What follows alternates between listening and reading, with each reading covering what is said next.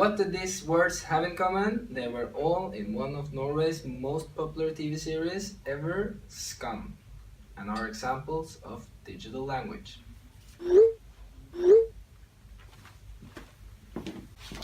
In this presentation, we will take on the pros and cons of using digital language. It can be very efficient to use, but it can also create communication noise. We will also talk about how it affects the way we speak.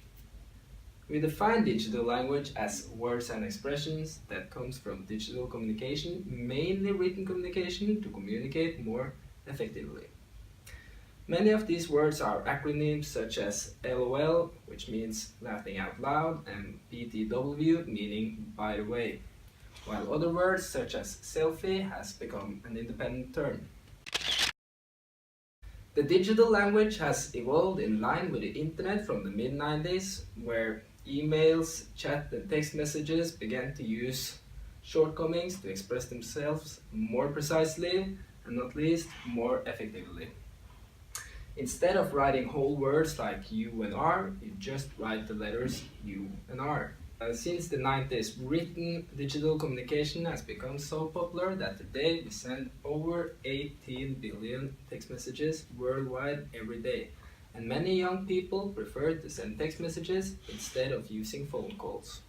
Digital language is reserved for informal use, such as communication with friends, and it would not be appropriate to write LOL, it would be awesome to work with you in a job application.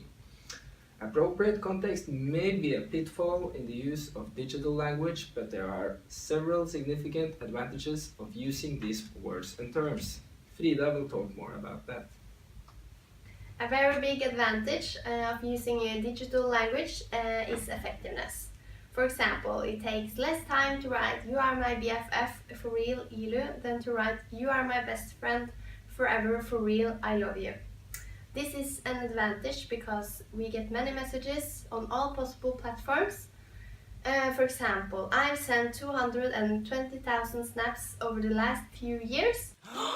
And then it goes without saying that I don't have time to write full words to everyone. Another reason is that multiple platforms like Twitter and Snapchat have limited numbers of characters. Then it's about making the most of the space you've got.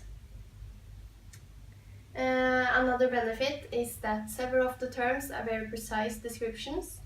Then it would been much more comprehensive if these terms did not exist.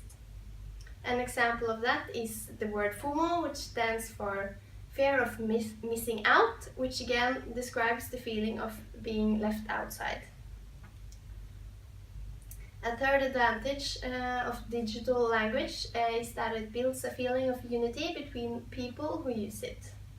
Using words like LOL, BFF and DES shows that you belong to a social group who use this in their daily language.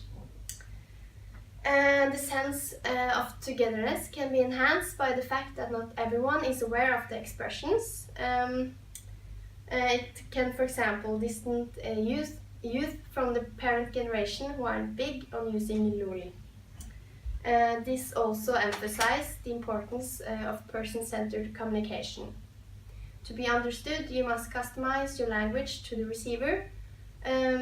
For example, I can't ask my mom to buy PM when I'm going home to Sandefjord. I need to write Pepsi Max to make sure that the soda is in the fridge when I get home.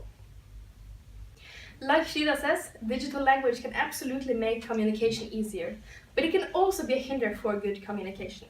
There are several reasons for that. One of the main arguments is that the meaning of the communication can disappear unless the receiver is familiar with the words or terms being used. Say that I write "sup" to you. For you to understand the message and be able to answer correctly requires you knowing that "sup" is a rewriting or shortening of the words "what's up." Digital language is arbitrary and ambiguous, which means that it isn't obvious what words like BRB or ASAP or GF means. I know that BRB means "be right back," while you might think that BRB means "big raw burger." An example of how wrong this can go is the mother who texted her son writing, "Your aunt is dead, LOL," thinking LOL meant lots of love instead of laughing out loud. For you to get an understanding of how many people who doesn't understand words like LOL or BRB, all you have to do is Google them.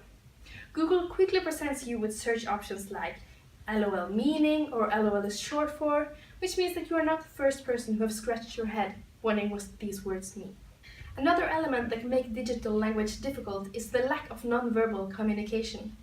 Non-verbal communication includes symbols that aren't words, such as facial expression, posture, or tone of voice, which give a language nuance. The absence of non-verbal communication in digital communication itself can make it hard to grasp the correct meaning. So, when an extra barrier is added in form of digital language, it can be extra hard to understand what the messenger is saying. The reason for that is that elements like facial expression or tone of voice can signalize feelings like irony, anger, or a joking tone, which means that a sentence like LOL, that's awesome, can have several different meanings.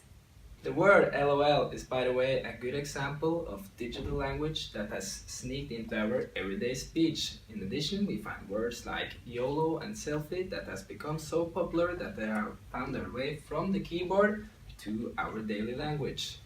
The word selfie was named the word of the year in 2013 by the Oxford Dictionaries, which says something about how popular the word has become. As you have heard in this presentation, there are both pros and cons of using digital language. Words like SOP and LOL can absolutely make it more effective to communicate, but it can also be a hinder to understanding the correct meaning. Either way, as we don't see Facebook or email or text messages going anyway any day soon, digital language is here to stay. The most important thing for you and me is to practice person-centered communication to make sure that the receiver understands what we're trying to say. Either it's PM or Pepsi Max.